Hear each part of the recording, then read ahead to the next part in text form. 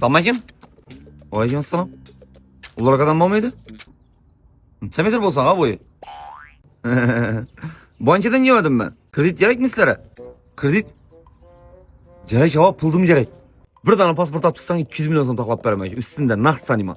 Daha ben Çorlu'da ku. Yok mu öyle Çorlu'da bulmagan adam? Yok ağa, hemen kapkara. Konuşularında yok mu ki? Çakırtken birisini Adana resmi estir benim sırası. Konuşularda? Az sonra gelemen gittik ama yakşı mı? Şiroki, Enkılda brat. adında kredit var mı ki? Familiyamdan kredit ba. Öyle işim yok mu bir kredit almagan? Üyem kredit. Neceli birden adam almıyor kredit almagan? Pişik ba. Piştik. Piştikten kredit yapmamıyorduk ay it. Bekle işini.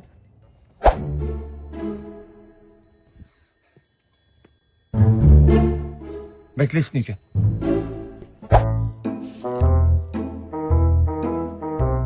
Taşın su kayın yüzü açılan hilisi. Kuddu var mı? Kuddu yok. Ben Kuddun ağasıma. Çekeceksen Kuddun. Kuddun adana kredit alacak edim. Sonra da olmasa. Bizden uyda üçe köşten adından bak kredi. Yaxşı. Hem keşetti. Konuşlarımızdan, köçemizden, elatımızdan çoğunluğu ekemizden ağa. Özünüzün adı alsak boyu mu kreditini? Benim çoğunluğu demem ki. Show me,